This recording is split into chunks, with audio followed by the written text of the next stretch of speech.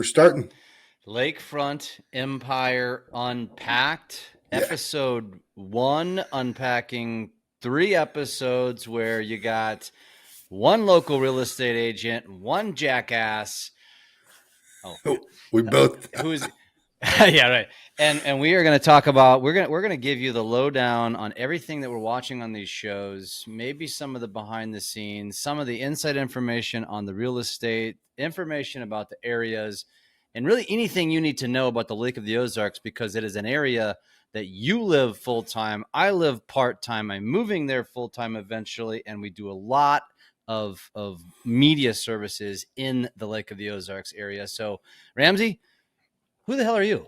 I'm Ramsey, Ramsey Stewart, real estater. I don't know if anybody's seen that video, but I'm a realtor, but I like to go by real estater.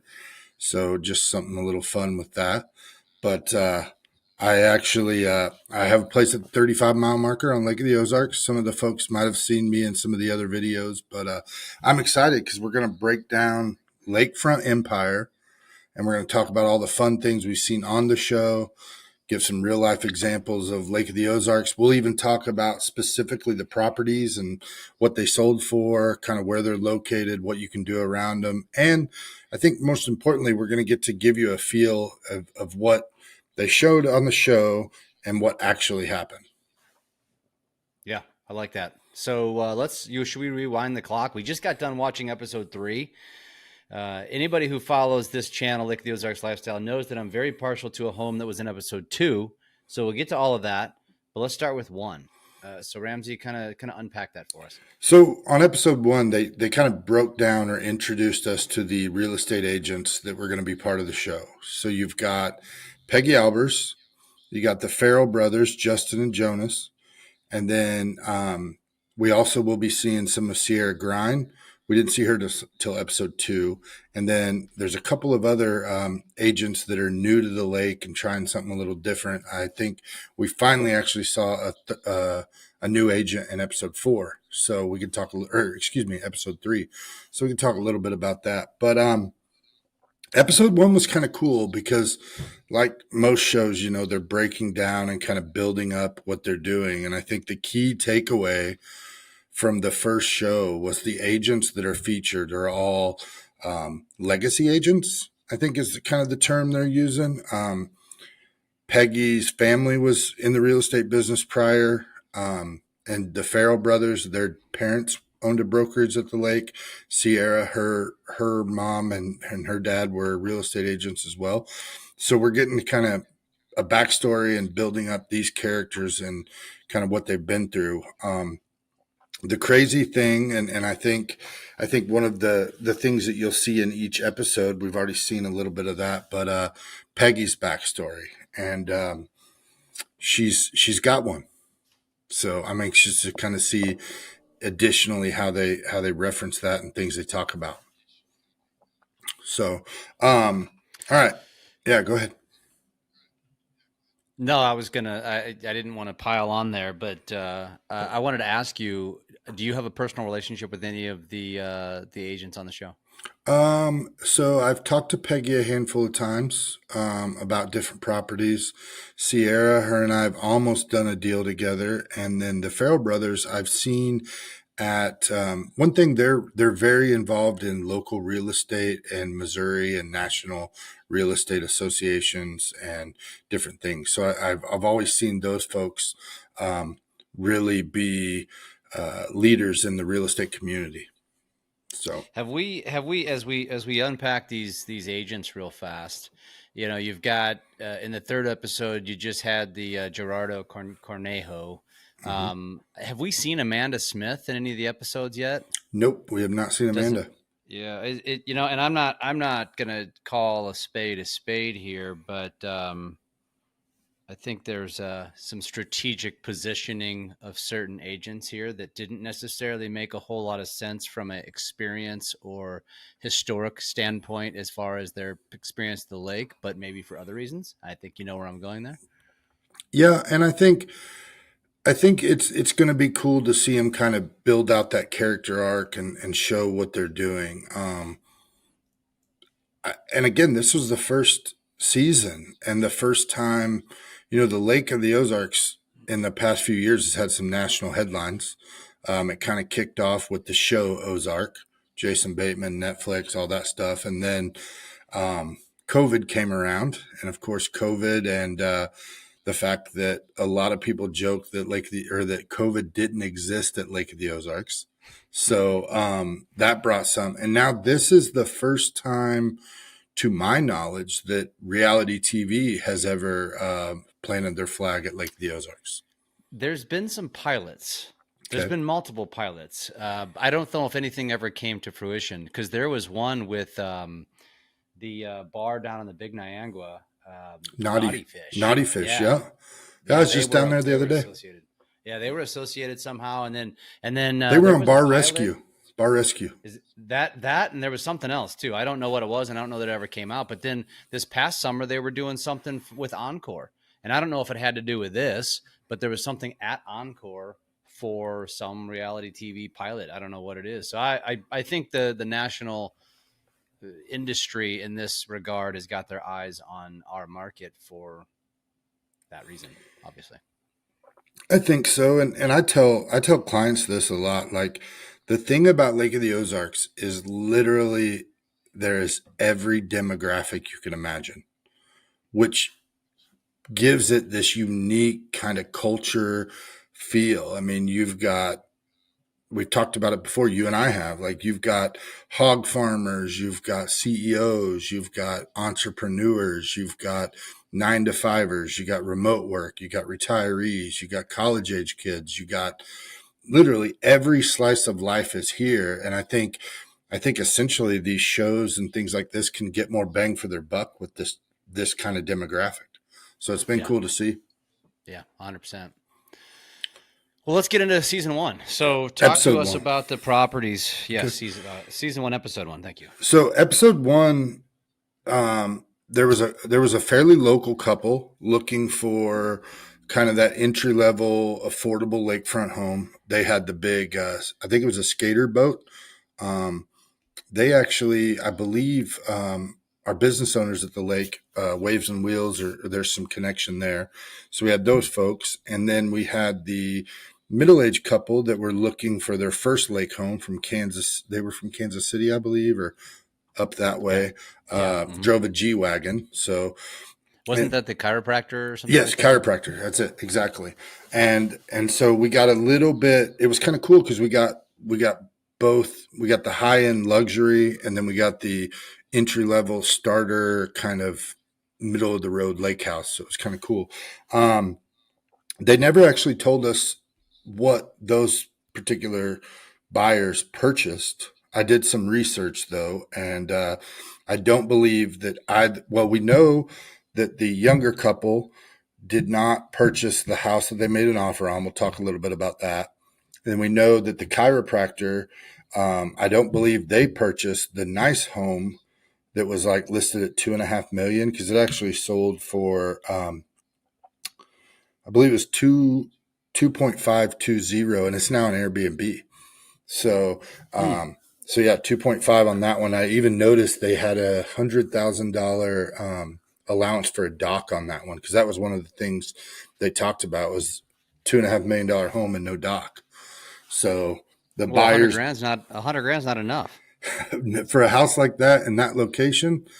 Probably not. But they probably got a nice dock. They probably just didn't get, or they put their own money against it. So yeah, we had those two couples. And what was interesting, and something I really want to point out, on the house that the younger couple offered on, it was a kind of a mid-century modern 3-bedroom, 2-bath. It was listed at $495. A buddy of mine, Sean Shelton, had that listing, and they came in and they offered like $450, I believe, somewhere give or take in that range. And that house, I talked to Sean because I had somebody had some interest in it. That house actually sold for $530 cash. So these folks offered at $450, house listed at $495, sold for $525 or $530 cash. Interesting. And it never did show if that couple bought, did it? No, no. So that's another thing that's kind of cool, and it'll be fun to see if it kind of arcs back around and shows that later. We don't know yet if that's the case, but it'll be cool to see if they do. But yeah, those folks, and it's really hard as a real estate agent. I can't imagine having camera crews watching you have those conversations because like they tried to tell them, the Farrell brothers, they tried to say like your offers, it's going to be tough to win. And I don't think the general public really understands that. It's not, I can say confidently, I don't think they were trying to get more commission. Like we're not looking at that. But when that house sold, the market was on fire. You had to prepare buyers to be ready to kind of take that next step. And those interest rates were low. The cash was coming in heavy and hot. And so it was really tough then to coach per se, I guess, or if that's the right word, coach your buyers in that market. So it was really cool. It was cool to see that house though. It's one of my favorite spots on the lake. It does make you wonder that how much footage they're capturing versus how much they're actually sharing. Because, and we're going to talk about this about episode 2, where, they missed some important features. But the one thing I've noticed, Ramsey, and I'm not a licensed real estate agent and never have been, lots of experience in the real estate industry, just not specifically selling homes. And I feel like, especially with Peggy, more so than anybody, and a little bit with Sierra, and I haven't seen enough of the Farrells yet, and I haven't seen enough of either of the other 2 agents, but they almost feel a little pushy. Like, so what are we going to make an offer on this house? I don't know if that's made for TV, or I don't know if that was my agent. No offense, Peggy, but I would be like back down. Like if you make me feel like I need to make an offer so you can make a commission, I'm going to probably intentionally not buy that house, even if I love it. Like, that doesn't make me feel warm and fuzzy. And maybe it's just the way they portray it, because you never know. It's the media, but I don't know what your take is on that. I'm going to lean towards it's for TV. But I do understand in that market how hard it was. I mean, I had clients. I remember I had a client, they offered 30,000 over asking cash with a $40,000. This is no bullshit. This is no lie. 30,000 over asking with a 40K earnest money non-refundable, and we lost out. So they lost their 40K? No, they didn't get the contract. Got it. Like they risked 40K, no inspections, no anything. If they got it accepted, got it. Yeah. If they got it accepted, and we weren't the winning offer. Wow. And so it really is hard, and it's all about setting the expectations up front, because like there for a while, and even I had it happen just today on one that's been sitting on the market, and there's an offer on it. I have a lady very interested in it, wants me to do a virtual showing. There's an offer. Like, we can't, and she's not ready to play the game. But I think those folks have their buyers' best interests at heart. And I think TV adds some of it. I mean, that pressure, and you got to have something for the camera. Like, so, yeah, I think it's the camera and all that, because these folks are stand up. They've been in the business for a long time. Yeah, and I'm not doubting that. I just wonder, and maybe that's your style. And maybe that doesn't bother people. Just, if it was me, I just, I don't know. I feel like don't make me feel like I'm pressured to make an offer because you want to, sell in their house. All right. Well, and that's fair. And Coming again, from a different perspective.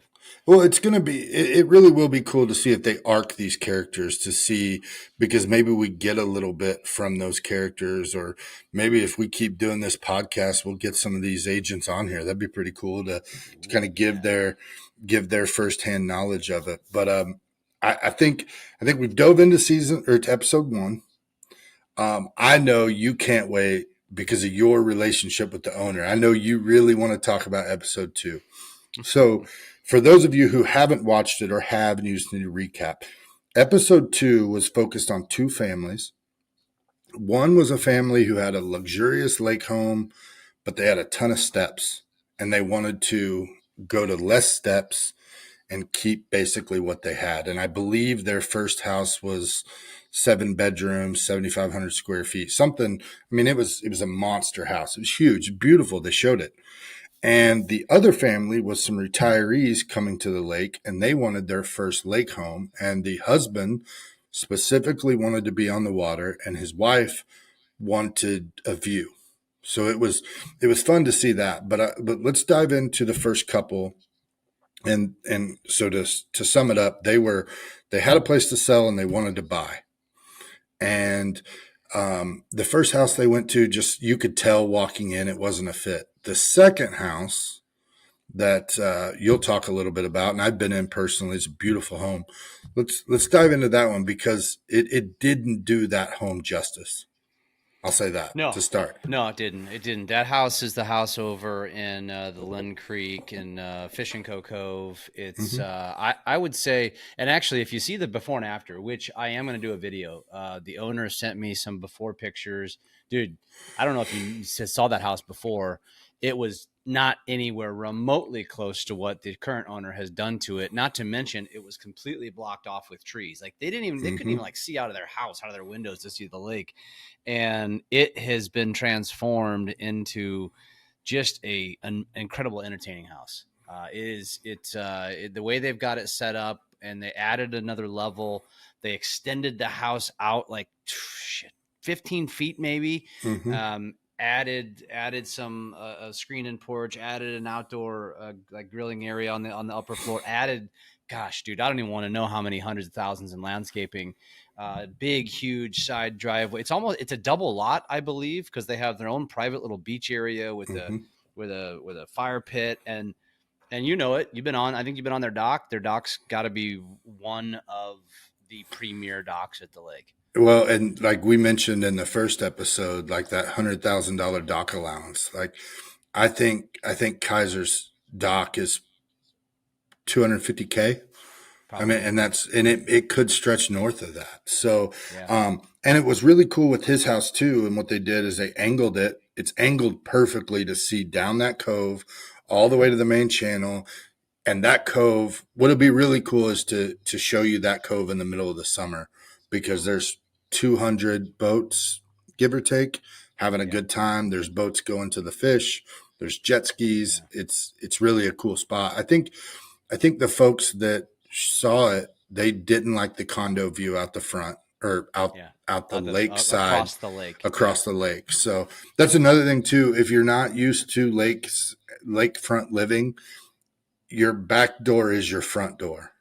Your friends and neighbors and everybody comes to your house, pulls up on the dock, and like that's your front door. Your driveway doesn't really matter. So it's kind of cool. But tell me more that you know about that house, because I know you've seen some of it. Oh yeah, dude. I mean, it sleeps like 10 million. I'm not kidding. There's so many bedrooms and beds. I don't have the count on the top of my head, but I've done some videos on it. Like I said, the dock's got 2 big slips. I want to say at least 2 Sea-Doo slips. It's got a bar on the dock. They've got a Murphy bed in the basement that just jumps out at me. And then there's also a loft area with 2 other bedrooms up there. So it's just, it's an incredible house. And you know, I think the thing that you just mentioned that I will point out about lake homes, when you first go to the lake and you drive up to a home, the view, the look of the home from the street versus the view of the home from the lake are typically night and day. You'll drive up by car and be like, okay. You come up by boat, you're like, holy shit, this house is way bigger than I realized. Right. It's a lot of it has to do with the terrain. Obviously, they're higher up on the driveway side and lower on the lake side, so they've got to essentially make a skyscraper on the lake side. But it is really cool. And that house is actually, one thing about it is it's got a relatively flat driveway. Heck, it's got like almost that circle drive kind of thing in the front. So yeah. And they didn't. Go ahead. Sorry. I was just going to say, it's an incredible house. I'm partial to it. Actually, and the funny thing is, I would say 80% of me doesn't want that house to sell, because I want to continue to go over there and hang out, because we have such a great time. He's such a good friend of mine. And I hate to see him sell it, but this is what this particular guy does.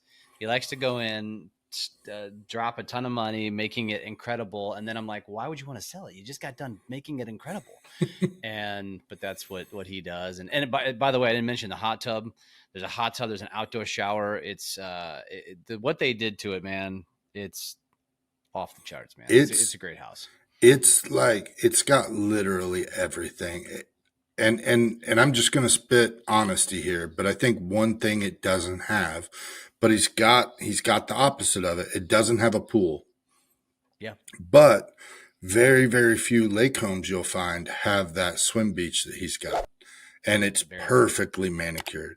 And I think one thing too about that show, and this kind of ties into it, like it's hard in 5 minutes to show every aspect of the house. Cause you brought it up to me offline.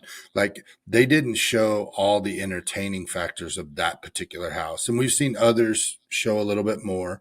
So it was kind of unfortunate that they didn't get their moment in the sun, so to speak, with that particular property. Yeah, it was also unfortunate that the buyer that they chose was probably not in the age range. They were an older couple.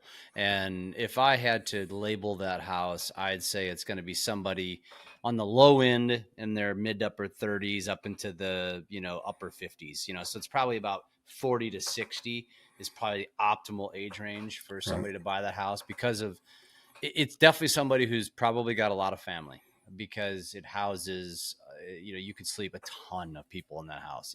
I've personally slept in it. It's just a great house. It's set up so great. Yeah, it's like an awesome like corporate retreat, wedding venue, Airbnb. Like there's so many things. And what's really crazy is that particular area, which they actually showed in episode 1. We didn't talk about that. The house with the slide in episode 1 is essentially as the crow flies right across from that house. But yeah, so let's chat. We've talked about Kaiser's house, and we've talked about maybe the failure to kind of show it. Let's talk about the other couple from episode 2.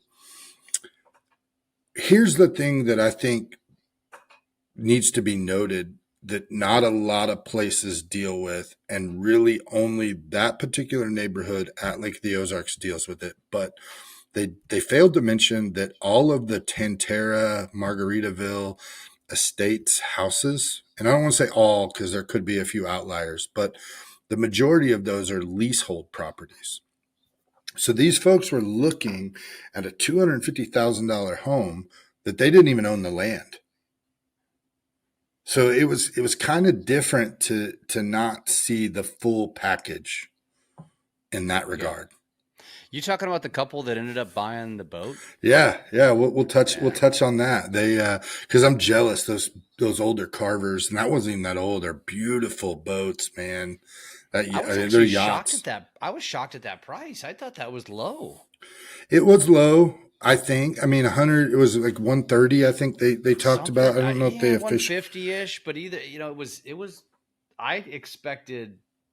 I mean, boats nowadays easily are pushing 7 figures, and not for boats that are not even a fraction of that size. So that had to be an old boat, obviously. Yeah, but I'd say early 2000s if I remember right. But those Carvers, man, they're tanks, and they're just beautiful. And that one happened to be at Margaritaville Marina. And then it did have the cool benefit of, your friends and family. Obviously, you could sleep a few on the boat. It had 2 bedrooms, but 2 bedrooms, yeah. Hey, you got another group, get a room at the resort and kind of check it out from that angle. But one thing I was looking at too, they didn't talk about, because that pivoted to a boat as opposed to real estate. They didn't talk about what those marinas rent for on an annual basis. And I've seen them anywhere from $3,000. It's probably about the lowest you could find for pretty bare, for as high as $10,000 a year to lease a slip. There's actually a few that you can buy the slip and you do an HOA just like you would a property, which is kind of cool too, but they're all inclusive.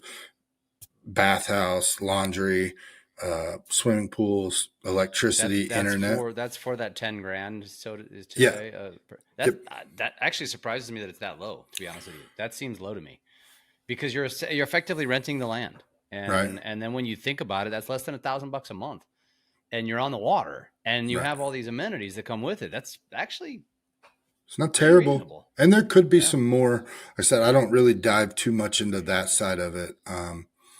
But I That was will. Peggy on that one too, wasn't it? Yeah, Peggy Yeah. introduced those folks. So let's. I think we've wrapped up or episode 1 and episode 2. Let's talk about 3, the one that just aired. It's fresh on our mind. I know you watched it. Kind of set the stage for episode 3. Yeah, I mean, obviously the one couple who was Peggy, so she's getting. I'd say Peggy and Sierra are dominating the airwaves so far. The Farrells kicked it off, and now it's been the two ladies ever since. But she had a couple that was the banker who gave her her first job out of After, prison. yeah, Yeah, which is cool. It's got a cool story, cool plot line. It was actually funny to kind of watch because the first home, which we probably should talk about, which is in Old Kinderhook, which is near and dear to my heart. I got married there, and we're building a house there, and it's the castle. And everybody who knows Old Kinderhook knows exactly what we're talking about. There's this castle that sits up on a hill. The downside is it's up on a hill. Yeah, right. incredible views, but you're not a stone's throw from the lake. You definitely have to drive a car or a golf cart down to the lake, which they do have docks. But man, what a house. And we were, I didn't get to hear a lot of the commentary because you and I were chatting, but I don't know. What do you know about that house? Have you been in that house before? That's one I haven't been in. I've watched it being built. I've got some friends, of course, you being one of them, but other friends from my hometown that have property in there. And it was cool to be watched being built. I mean, and it is every bit of a castle. I mean, it is a castle at Lake of the Ozarks up on top of a hill. So if you drive into Old Kinderhook, you see it. If you boat by Old Kinderhook, you see it. It's and I think they had a basketball court in it. Yeah. They do weddings and stuff now too. Yeah. It's I don't remember, and I should have looked this up, but I don't remember if it's sold when that listing was active. Speaking of that listing, it's been really cool because we'll talk about it in a minute, but the Swift group, those couple of their listings have been featured in there, and that at the time, I believe they had the castle listed. So I know those folks are doing some pretty cool stuff, and it's good to see them get a little credit on the show. So yeah. Well, I'm surprised they don't have more FaceTime on the show. And I think anybody knows who that team is, you know exactly what I'm talking about. They're good. They're made for TV, Ramsey. and They're made for TV. I won't even touch on that side, but I'll talk a little bit about their production. I mean, Mike and Clara and that team have grown that from Mike and Clara to now I believe there's 7 or 9 of them, and their numbers and what they're doing and their marketing is amazing. So it's pretty cool to see. It's someone I look up to on that end of stuff because they're really starting and doing they're influencing the market a lot down here, and it's pretty cool to see. Yeah, they're disruptors, man. They're disruptors. For sure. So now we'll go on the castle. Those folks didn't like that one. They ultimately wanted to be on the water. The husband said it multiple times. And I can't at all. Peggy's doing exactly what I would have done in the situation. Like, people say they want to be on the water, they want the water, gotta be able to pour my beer out in the water. Like, but I've had a handful of clients that you're like, hey, like, we've looked at everything on the water and it's not fitting your needs. Let's go check out this off water, because you get literally the best of both worlds. I mean, for $6 million, you should have everything, but having that, community boat dock and a golf cart ride to your dock. Some folks actually, once they get there and they think about maintenance and all the things that go with living on the water, they're kind of like, oh, this isn't a terrible idea after all. So ultimately they went a different direction. We don't know what direction because they didn't end up buying any of the properties they saw in episode 3, but it is something that you you kind of struggle with. And I think too, like speaking while we're talking about Old Kinderhook and kind of that area, that's kind of, I know we've talked about it in some other videos, but that's kind of that diamond in the rough, get a world that you don't know exists, but exists. And we're starting to see more commercial activity over there and kind of having some recreation on the Big Niagara. It's kind of cool. Yeah. Yeah. I mean, I'm partial to it. It's, if you want the busyness of Osage and Lake Ozark sunrise, then you may not love it. But I think Camdenton is as we've talked about in other episodes of our own shows, I think it's the best town at the lake in terms of diversity of things to do. It's got the concert venue. It is a little bit off the beaten path, but not far. You're 20 minutes to Osage, and so it's I don't know. It's again, I'm partial. And also, Kinderhook is, I would confidently say, the best public course of the lake, pretty much hands down. Oh yeah, for sure. Portachima's might be the best course. I've never played it, but it's private, so you can't get on it. And Kinderhook's, I think Kinderhook might be one of the best public courses in the state. I think it was ranked top 5 at one time. It might still be. I'm not sure, but it's a phenomenal course. You won't play a public course that is in consistently as good a condition as Kinderhook is every time. It blows my mind. And you can play it relatively cheap. Yeah. During the summer, it's $100, and then in off season, maybe 60. Yeah. I've played it for like 55 in the summer. Yeah, Pre-COVID. And I think also if you play it in off hours, after 2 or 3 o'clock or something like that, or during the weeks, things like that. You got a great restaurant there too, the Trophy Room. Yeah, Trophy Room's and they great. got good breakfast. They have a really cool pool. They've got a hotel now. They've got the volleyball courts, sand volleyball, that turn into an ice skating rink in the winter time, which is really an awesome setting. They got the cottages. It's a great. I mean, it's a great spot. I'll be living there. So if you want to go by the castle and be my future neighbor, I welcome it. Well, I don't sell enough to buy the castle, but I'm sure somebody listening might. And they need a good little second home tax break. You never know what they could do. Okay, so Did you see the second home? Can we talk about the second home they looked at? That same one, couple? Yeah, the one in Chimney Point. Yeah, the one with the I was going to skip that one and go to the one with the infinity pool, but go to the chimney one because that one was not that impressive in my opinion. Okay, so the chimney one, was it?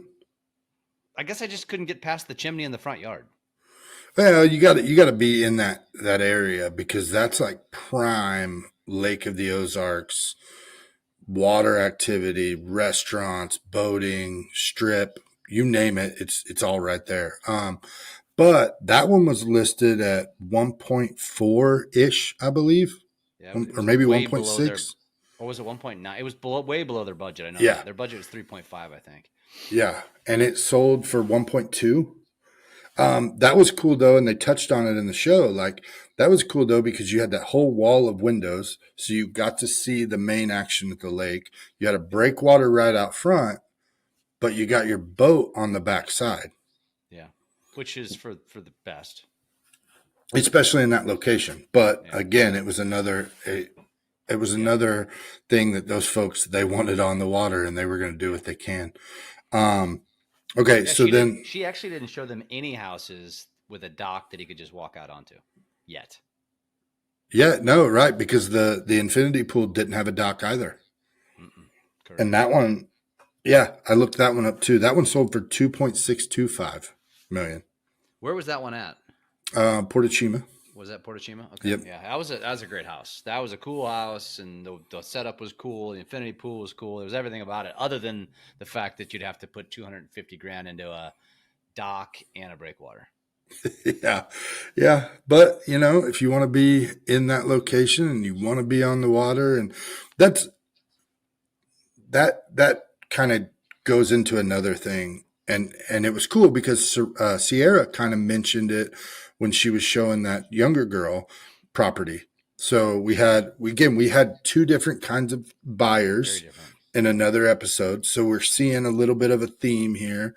You're seeing ultimately high-end luxury, second home, retired, disposable income, and then we're seeing people who are just starting at the lake. And so it is kind of cool to see that. And you can go online and all the groups and watch all the chatter about it's not the lake or it's too high here, but really it's not too high.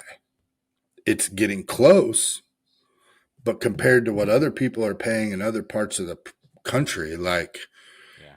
we're still affordable. Yeah.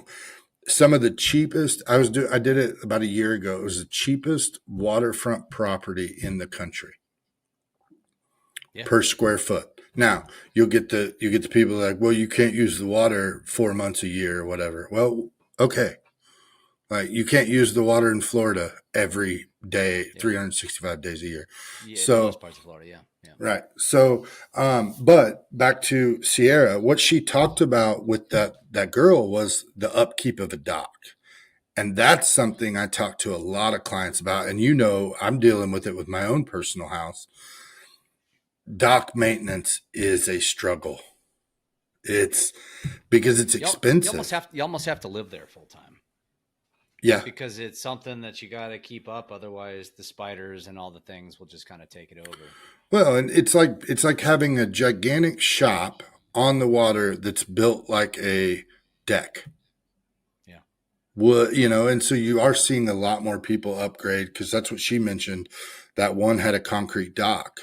Mm-hmm. I don't think the lady liked the house, right? Did I get it? The one, because that was another thing. So in episode 3, we actually got to see somebody purchase a house. So it took 3 episodes. Did they get it accepted? She did. She said she negotiated because the girl wanted to offer. She said that, but she didn't say what it ended up as. She didn't say the price, and I didn't get a chance before we got on here to look and see. But yeah, it was the first piece of real estate actually sold in 3 episodes, which I think is kind of other than the boat. Other than the boat, and that's not real estate. So it's a little different to see that, but I think we'll see more. I think they're still developing these quote unquote characters. I mean, they're real people doing real estate stuff, but I don't know. I'll be anxious to see how it plays out because I think you have good characters in all of the agents that we've met so far. The Farrell brothers are a yin and yang type thing. They've even said it, so you get multiple personalities or multiple types of personalities across the board. And I think too, what's really cool, I've had conversations with all of them, and you really are seeing the legacy aspect of the people of these agents in particular. So let me ask you this. If you could score the first 3 episodes 1 to 10, 1 being fake and it's scripted, and 10 being this is how it is at the lake, coming from your point of view, what would you score it? I did not like episode 1. I was unimpressed. Episode 2, I was partial to my buddy, but they didn't display enough of it. I think episode 3 was actually my favorite episode so far. Maybe I'm just warming up. I think if you would have asked me after episode 1, I'd have given it a 3, and I think I would probably raise it up to maybe a 5 or 6 now. I can respect that. I think personally, me, I like the story. I like all the things that have gone into it. I'm probably somewhere around 7.5, 8 now. Okay. Because I mean, you'll hear agents say like, I'm on the front lines of this. Like, I'm not gonna go there, but I understand. So I'm watching it from a different point of view. Yeah. So I'm excited to see where they go. We think 11 episodes recorded so far, right? I believe so. Yeah. 11 episodes for this season. It has been really cool to know the people and know a lot of the properties. I've been in not been in all of them. I've been in more than I haven't been in. Let's say that. Seeing the areas and kind of seeing the lake lifestyle when they show the boating shots and the other things is kind of cool. It's really different. You made a video about this, but it's really cool to see something that's actually filmed at the lake as opposed to a drone shot of one particular part of the lake and then other drone shots of the lake. So it's been pretty cool. And he's referring to the show Ozark, which was not shot at the Lake of the Ozarks. The only shots were drone shots. That's it. Yeah. Lover's Leap. That was a cool drone shot, but that was one of the most iconic shots of the show. It was the ending of episode 1. Yeah. And now Lover's Leap is completely, it's not completely developed. It's cleared out. Rumor has it, one guy bought it and is putting a very modest home there and basically wants no one else to be able to build. So he just bought it all and has a nice home overlooking the lake at the Four Corners, which is, we're familiar with Four Corners. I would like to see some of the stuff they talk about be more of what goes on at the lake in those areas. It would be really cool. And I think, it's cool because it gives us the opportunity to talk about it, but it would be nice. Like talking about Camdenton, like, I don't think they really touched on, they show an overhead shot of Camdenton, the square, we see Ozark land, but like, you don't talk much about the amphitheater or all the golf and all the restaurants and the dining and the water fund too. I mean, the Big Niangua is as Lake of the Ozarks as you can get when it comes to traditional rural kind of lake stuff, Hahatonka. Yeah. So it's kind of cool. I'll be anxious to see, because we don't know exactly when they filmed this, what time. I mean, we've seen some rainy days so it's probably last spring. As we get further into the season, hopefully we'll see a few more lake things as the season kind of took off, and maybe we'll see some boat races. I know you're a big shootout fan. I am too. Mm-hmm. We like that 34-mile marker spot where you can cove out all day and enjoy some go fast boats. It's pretty cool. Yeah. Heck yeah. And so for folks that, if you've never been to the lake, the weekend before Labor Day, every year, like clockwork, is one of the coolest weeks of the year. And week, not just weekend. It's week. Everything from the mini boat races the weekend before to the golf tournaments to the actual boat races, the street party. It's amazing. And it's going to be really cool too to see how they take the first race, who is now being ran by the organizers of the shootout, and build that first one up. So you're gonna have capstones, bookends. You're gonna have a race at the beginning and a race at the end. And I know they want to blow that first race up to be as much like the shootout as they can. So it's gonna be fun. If you're not familiar with this channel, go follow us on Lake of the Ozarks Lifestyle, and you literally will get a taste of the lifestyle at the lake. Everything Ramsey just described, 10x that. And you get a taste of it, and we're everywhere. So you're watching this probably on YouTube, but you can go to TikTok, Instagram, Facebook, check it out. And Spotify, we're going to be on Spotify if you just want this podcast. Yeah, yep. This is the mothership. This is the baseline, the first one, and so this is you're basically listening to history right here, Ramsey. So let me ask you this. I don't know how to say this, but if we were talking betting, we were talking over-unders.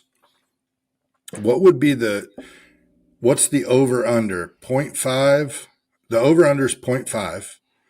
What are the chances we see iMotor Mike on HGTV?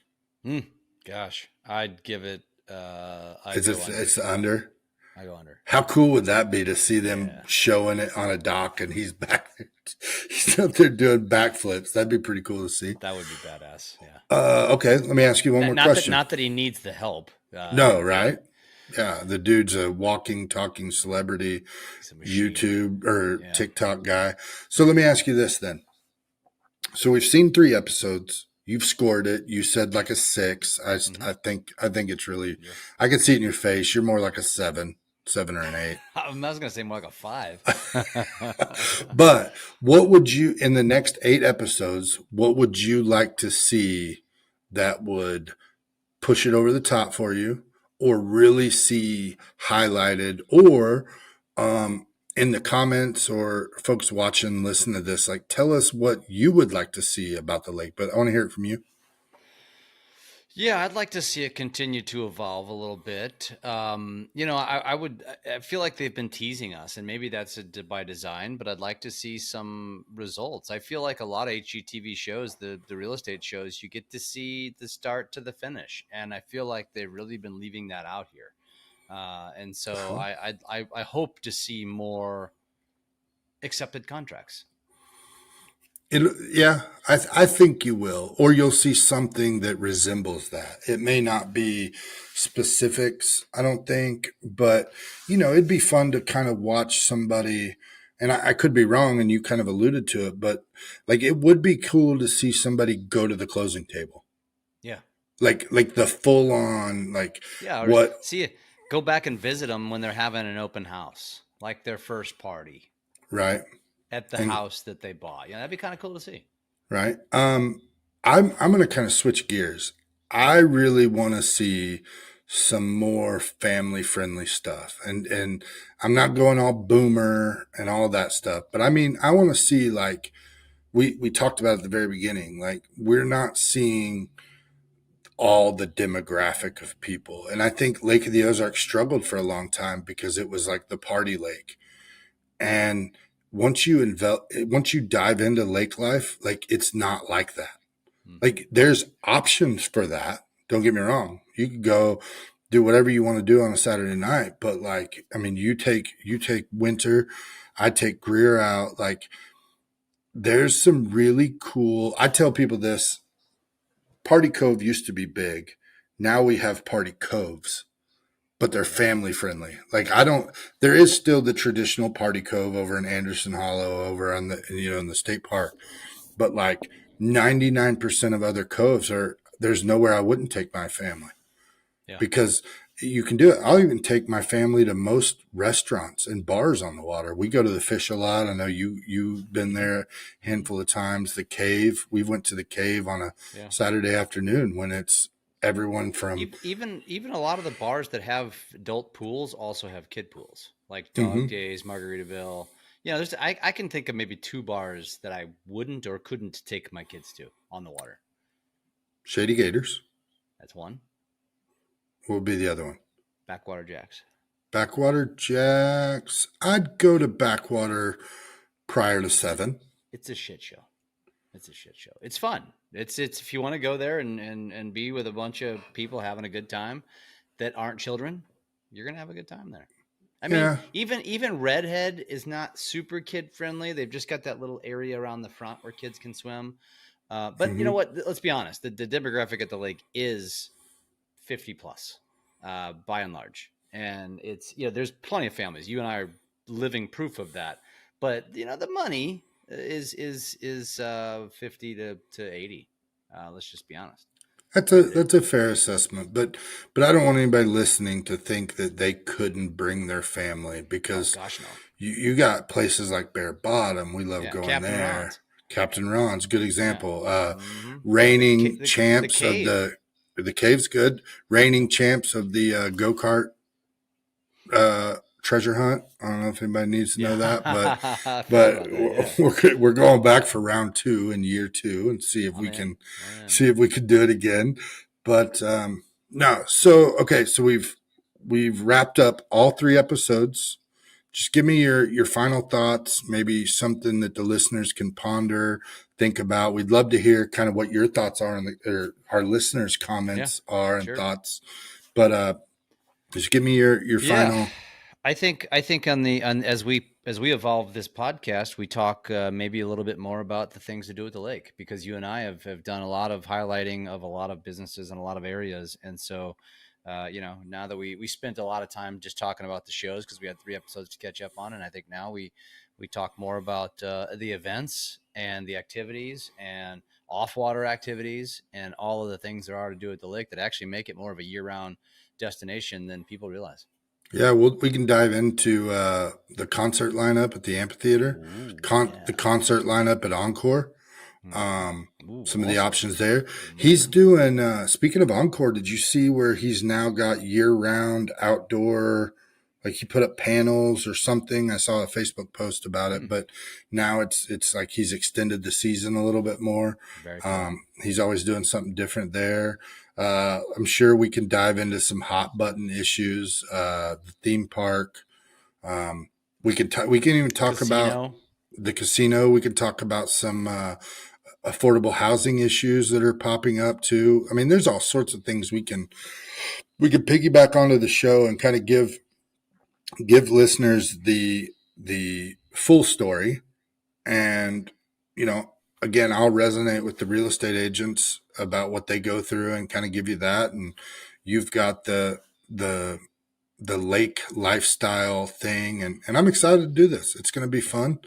For me personally, I think seeing more about the everyday things that you can do at the lake, and seeing how I really would like to dive in more to each particular person and what they do at the lake, like why they chose the lake, not just for Lakefront. The girl, the second, Sierra's client in the third episode, she talked about her family had a property in the cove next door, or the next cove over, growing up. So it was kind of cool to get her backstory and understand what she was doing. So yep, I love it. To end this, show us your shirt. Smoke meat, not meth. It's a charity. The shirt was made for a charity deal we did in Lebanon at Mel's on Madison, and the celebrity bartender donated to Lane Change, which is an organization that helps folks with addiction and recovery and stuff. So he made this shirt. You want one? Slide in the DMs or something. I can get one for $20. It's kind of cool. Smoke meat, not meth. It's appropriate for this state. Yeah, it's appropriate. Yeah, just watch Ozark and then realize that's exactly what's going on. So it's only a little bit of the truth. Okay, so I think we're done. I think we're wrapping this up. You mentioned everywhere folks can follow us and listen in, talk, communicate, like, share, all those call to action things that you're supposed to do. And when you talk about all this, regardless, we're just going to have some fun with local Lakefront Empire reactions and businesses and things highlighted at the lake. So I'm excited for this ride, man. Let's roll. We'll see you all in the next episode, which will be next week. All right. Yep. We'll see you. We'll try to get these out on Tuesdays. That's right. Talk to you soon.